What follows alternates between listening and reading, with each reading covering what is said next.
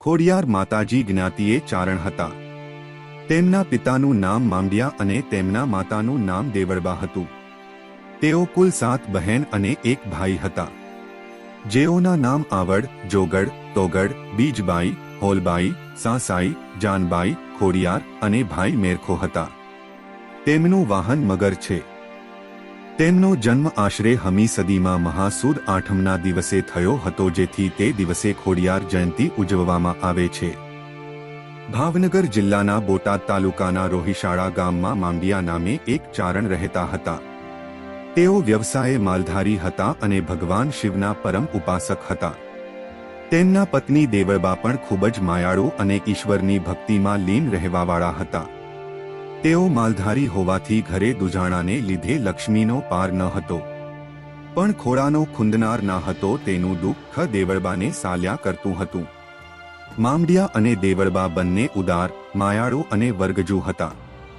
તેમના આંગણે આવેલો કોઈ દિવસ ખાલી હાથે કે ભૂખ્યા પેટે પાછો ન જાય એવો આ ચારણ દંપતીનો વણલખ્યો નિયમ હતો. તે સમયે ભાવનગર જિલ્લાના વડાભીપુરમાં શિલાદિત્ય નામનો રાજા રાજ કરતો હતો, જેને માંડિયા ચારણ સાથે ગાઢ મિત્રાચારી હતી. માંડિયા ચારણ ન આવે ત્યાં સુધી શિલાદિત્યને દરબારમાં જાણે કે કંઈક ખૂટતું હોય તેમ લાગતું. વલભીપુરના રાજવી શિલાદિત્યના દરબારમાં કેટલાક ઈપાળુ લોકો પણ હતા. તેમને રાજા અને માંડિયા વચ્ચેની મૈત્રી આંખમાં કણાની જેમ ખૂંચતી હતી. એક દિવસ રાજાના મનમાં બહુ ચાલાકીપૂર્વક એવું ઠસાવવામાં આવ્યું કે માંડિયોની સંતાન છે, તેનું મોં જોવાથી અપશુકન થાય છે, જેથી ભવિષ્યમાં આપણું રાજ પણ ચાલ્યું જશે. અને એક દિવસ માંડિયા પોતાના નિત્યક્રમ મુજબ પ્રભાતના પહોરમાં રાજમહેલે આવીને ઊભા રહ્યા. રાજવીના મનમાં અદાવતિયાઓએ રેડેલું ઝેર ઘુમરાતું હતું. કંઈ બોલ્યા ચાલ્યા વગર એક જ વાક્યમાં મિત્રતા હવે પૂરી થાય છે તેમ કહી શિલાદિત્ય પોતાના મહાલપમાં ચાલ્યા ગયા. ત્યારબાદ રાજાના વર્તનનો મૂળ હેતુ લોકો પાસેથી જાણીને માંડિયાને ખૂબ જ દુઃખ થયું.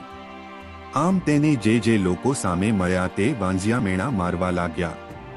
તેનાથી ખૂબ જ દુઃખી થઈને વલ્લભીપુરથી પોતાના ગામ આવી પત્નીને રાજા સાથે થયેલ વાત માંડીને કરી.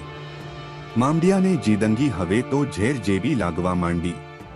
આમ પહેલેથી જ ભક્તિમય જીવન જીવતા માંડિયાએ ભગવાન શિવના શરણમાં માથું ટેકવ્યું અને શિવાલયમાં શિવલિંગની સામે બેસીને નિશ્ચય કર્યો કે તેમની અરજ ભગવાન નહીં સ્વીકારે તો તેઓ પોતાનું મસ્તક ઉતારીને કમળપૂજા મડાવશે. માંડિયો ભગવાનની આરાધના કરવા લાગ્યો. આમ છતાં કોઈ સંકેત ન થયા અને પોતાનું મસ્તક તલવલી ઉતારવા લાગ્યા ત્યારે જ ભગવાન શિવ પ્રસન્ન થયા અને પાતાળલોકના નાગદેવતાની નાગપુત્રીઓ અને નાગપુત્ર તેમને ત્યાં 7 પુત્રીઓ અને 1 પુત્ર તરીકે જન્મ લેશે તેવું વરદાન આવ્યું. આમ માંડિયો તો ખુશ થઈ ગયો અને ઘરે જઈને તેની પત્નીને વાત કરી.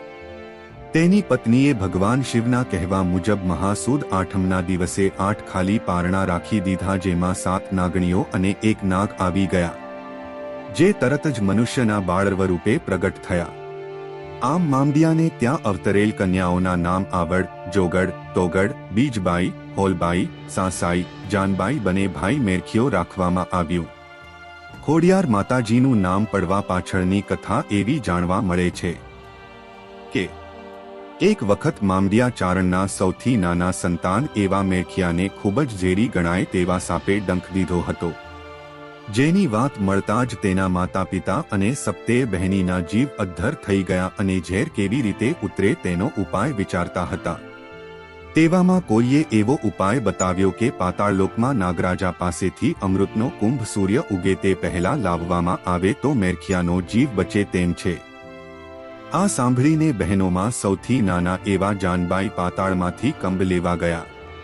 તેઓ જ્યારે કુંભ લઈને બહાર આવતા હતા ત્યારે રસ્તામાં તેમને પગમાં ઠેસ લાગી અને તેથી તેમને ચાલવામાં તકલીફ પડતી હતી. આજો બન્યું ત્યારે તેના ભાઈ પાસે રહેલ બહેનને એવો સંકેત થયો કે આ જાનબાઈ ખોડી તો નથી થઈને. ત્યારે ઝડપથી કુંભ લઈને આવી શકાય તે માટે જાનબાઈએ મગરની સવારી કરી, જેથી તેનું વાહન પણ મગર જ છે.